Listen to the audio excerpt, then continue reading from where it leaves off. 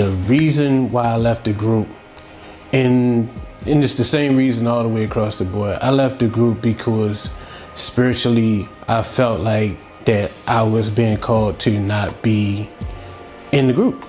In the 90s, when R&B groups were ruling the charts and setting the tone for what love, heartbreak, and passion sounded like, one group came through with a sound so rich, so undeniable, that you couldn't help but feel it in your soul. Dru Hill, four brothers from Baltimore who weren't just singing songs, they were pouring out emotions in every lyric, every harmony, every note. You could feel the pain in Never Make a Promise, the seduction in My Bed, and the devotion in These Are the Times. Dru Hill wasn't just another R&B group, they were the group that combined the depth of gospel with the smoothness of soul and the fire of hip-hop. But as quickly as they rose, things started shifting. The industry, personal decisions, and the weight of fame pulled them in different directions. Sisqó went on to become a superstar in his own right, but what about the group? What really happened to Dru Hill? And most importantly, where are they now? This is the story of their rise, their struggles, and their ongoing journey in a music industry that has changed so much since they first stepped onto the scene. Baltimore is a city with history, a city of grind, a city of soul, and right in the heart of it, four young men, Mark Sisqó Andrews, Tamir Nokio Ruffin, Larry Jazz Anthony, and James Woody Green came together with one goal, to make music that would move people. But before the fame, before the chart-topping hits, they were just kids singing in church, letting their voices build the foundation of what would later become one of R&B's most legendary groups. Unlike some groups that are put together by a record label, Dru Hill was born out of true friendship and a shared love for music. Growing up in Baltimore, they were surrounded by the sounds of gospel and classic R&B, music that had meaning, music that told stories. Inspired by legends like Jodeci, Boyz II Men, and New Edition, they knew they had something special, something different. Their voices blended effortlessly, creating harmonies that could make the hardest heart soften. But talent wasn't enough to get them out of Baltimore. They had to hustle. They performed anywhere they could, at local talent shows, in malls, at parties, grinding to get their name out there, and then came their big break. Through sheer determination and a little bit of fate, they landed a meeting with Haq Islam, the head of University Records. He saw what everyone else would soon see, that Dru Hill wasn't just another R&B group, they were stars. By 1996, they were signed, and their self-titled debut album was on the way. They were stepping into the world they had dreamed of for so long, but dreams don't always come without struggle.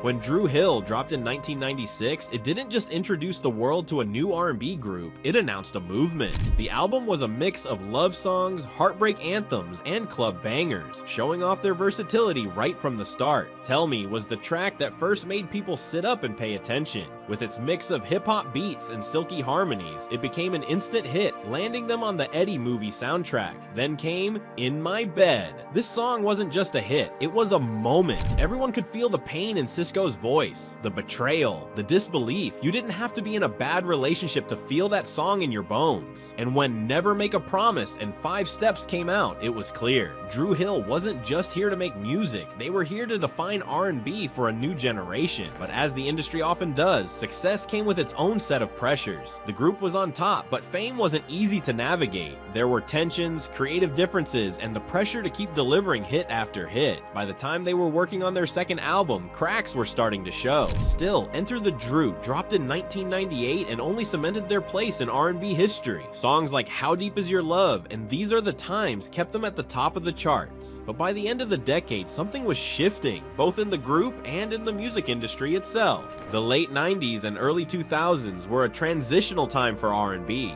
The genre was evolving, and so were the members of Dru Hill. Sisqó, with his platinum hair and undeniable charisma, had become the breakout star. His solo career took off in 1999 with Unleash the Dragon, and Thong Song became one of the biggest records of the early 2000s. While Sisqó was ruling the airwaves and touring the world, the rest of Dru Hill was left wondering what the future held. Tensions grew. Woody, who had always felt pulled toward gospel music, decided to leave the group. His heart wasn't in R&B anymore. He wanted to go back to his roots. Meanwhile, Nokio, Jazz, and the remaining members tried to keep Dru Hill together, but without Sisqó's presence, things weren't the same. They attempted to reunite in 2002 with Dru World Order, even bringing in a new member, Sisqó, but something was missing. The music was good, but the magic that made Dru Hill stand out wasn't quite there. And as the 2000s went on, R&B itself was changing. The industry was moving towards a different sound, and the group found themselves struggling to fit into the new landscape.